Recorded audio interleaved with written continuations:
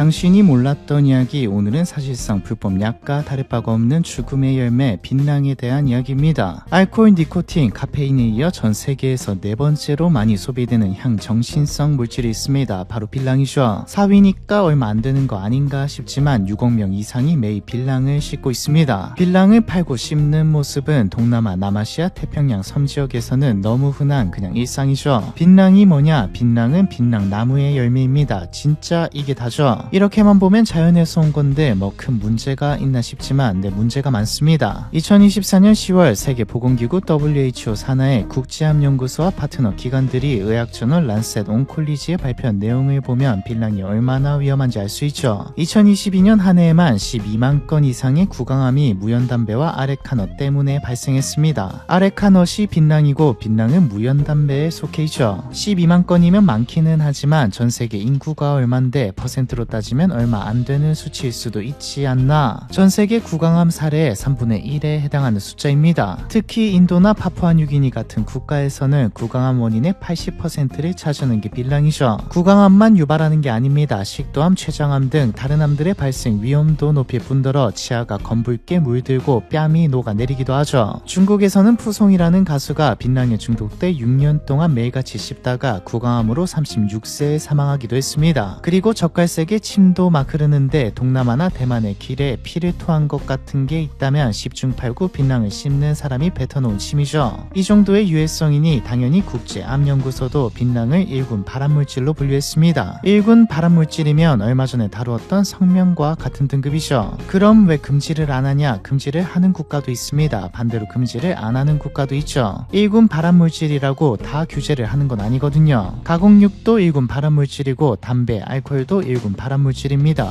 그럼 이걸 씹으면 뭐가 좋길래 이렇게나 씹는 거냐? 담배와 비슷하죠. 각성 효과도 있고 중독성도 있습니다. 그럼 담배를 피지 왜 굳이 이걸 씹냐? 적어도 담배는 이가 검붉게 물들거나 뺨이 부풀지는 않으니까요. 이게 핵심입니다. 빛낭이 지금까지 살아남은 이유가, 지금도 수억 명이 발암물질을 입에 넣고 씹는 이유가 단순히 효과 때문이 아니거든요. 같은 1군 발암물질인 술도 담배도 어느 정도 규제는 하지만 금지까지는 못하는 것처럼 역사 속에서 지금도 빛낭은 단순히 씹는 것이 아니라 막을 수 없는, 막기 힘든 문화이기도 하거든요. 인류가 언제부터 빛낭을 씹었는지는 아무도 모릅니다. 몇천 년 전부터인데 정확히 언제인지는 모르죠. 가장 오래된 건 필리핀 팔라완 섬의 두용동굴에서 4600년 전, 그러니까 기원전 약 2600년 무렵으로 추정되는 유골에서 찾을 수 있습니다. 4600년 전 유골에서 치아가 붉게 물든 게 발견되었거든요. 이게 빛낭을 씹은 사람들에게서 나타난 현상이죠. 그런데 고대 오스트로네시안들은 단순히 빛낭만 씹은 게 아니었습니다. 빛낭과 함께 석회도 발견되었거든요. 사실 지금도 빛낭만 달랑 씹지는 않습니다. 일반적으로 베트루추익과 석회를 함께 씹죠. 여기에 지역이나 문화권에 따라 담배나 향신료 같은 것들을 더하고요. 왜 석회를 넣냐? 석회의 알칼리성 성분이 타액과 반응하면서 입안의 pH 농도를 높이면 빛낭 속의 알칼로이드 성분들이 혈관을 타고 뇌로 훨씬 빠르게 침투하거든요. 한마디로 효과가 강해지는 거죠. 고대인들은 의학적인 지식이 없었지만 느낌으로 알았던 겁니다. 오스트로네시아는 언어로 분류한 건데 현재 기준 아프리카의 마다가스카르부터 태평양과 인도양까지 퍼져 있는 민족입니다. 항해술이 뛰어났다고 평가받는데 그만큼 광범위하게 많이 퍼져 있죠. 빛낭을 씹는 오스트로네시안들이 퍼지고 그리고 각 지역에서 문명이 등장하면서 빛낭의 성격이 바뀌기 시작했습니다. 일단 금방 말했듯 베트루추익과 석회를 함께 씹는 건 공통적이었지만 문명마다 다른 게 더 첨가되기 시작했고 결정적으로 사회 문화적인 관습이 되기 시작했죠. 사회문화적 관습이라고 하니 좀 딱딱한데 일상적인 침묵부터 시작해서 행사까지, 심지어는 종교에까지 파고들었습니다. 특히 인도와 동남아시아 쪽에서 빛낭은 단순한 열매 그 이상으로 취급되었죠. 5세기경 고대 인도의 시인 칼리다사가 쓴 서사시 라구밤사 마카비아를 보면 왕실의 연회에서도 빛낭이 등장하고 7세기에 쓰여진 하르샤 차리타를 보면 빛낭을 씹어 검붉게 된 입술을 귀족과 왕족의 우아함, 지성의 상징으로까지 묘사하죠. 왕이 신하에게 빛낭을 하사하는 건 막강한 권력을 부여하는 왕의 총애를 상징했고요. 힌두교 사원에서 신에게 바치던 게 빛낭이기도 했습니다. 당시 빛낭은 발암물질이 아니라 건강식으로 취급되었죠. 조금 과장하면 만병통치약 취급이었습니다. 판활라라는 직업까지 등장했는데 판활라는 그냥 길거리에서 빛낭을 파는 사람이 아니라 각종 향신료를 사용해서 손님의 기호와 체질에 맞게 배합해서 만들어주는 뭐랄까 바의 마스터 같은 느낌이죠. 동남아 쪽에서는 종교보다는 사회적인 의미가 더 컸습니다. 특히 결혼 쪽에서는 빠질 수 없는 게 빌랑이죠. 예물로 빌랑은 필수였고 하이난 섬에서는 빌랑이라는 말 자체가 신랑 신부를 뜻하기도 했습니다. 동남아 일부 민족들 중에서는 빌랑으로 이가 붉게 물든 게 성인이 되었음을 뜻했고요. 베트남에서는 빌랑의 까우, 베트루추잎을 쩌우라고 하는데 이 둘을 합친 단어인 쩌우까우는 부부의 사랑, 형제를 뜻합니다. 또 필수 예물이자 귀한 손님이 왔을 때 대접하는 것이었죠. 쩌우까우가 대화를 시작한다는 말도 있을 정도니까요. 중국에서는 약재로 많이 사용했습니다. 이게 한국에 전해지면서 동의보감과 급유방, 의방 활투에도 빌랑이 등장하죠. 조선 왕조 실록에 따르면 1418년 태종은 신하들에게 빌랑과 사양, 목향 등을 정교하게 갈아 꿀로 빚은 목향원이라는 약을 하사했다는 기록도 있고요. 서양에도 퍼졌지만 유행까지는 하지 않았습니다. 기호품은 이미 많았고 굳이 이가 검붉게 물들어가면서까지 빌랑을 할 필요가 없었거든요. 결정적으로 아시아권과 달리 문화, 사회적인 의미가 없었기도 했고요. 어찌되었든 아시아 쪽에서 빌랑은 기호품을 넘어 종교의식과 사회적 유대, 환대, 상징이 되면서 없어서는 안 되는 기적의 열매로 자리 잡았습니다. 그런데 근대에 접어들면서 전 세계가 산업혁명과 서구와의 물결을 맞으면서 의학이 발전하면서 빌랑의 이미지는 기적의 열매에서 죽음의 열매로 변화를 맞이하죠. 문제는 이게 빌랑이 자본주의와 함께 도시 곳곳에 퍼진 이유였다는 점입니다. 담배, 술, 건강에 안 좋은 건 모르고 피고 마시는 사람 없는 것처럼 빌랑도 마찬가지였죠. 원래 산업화 초기에는 공중보건, 노동자들의 건강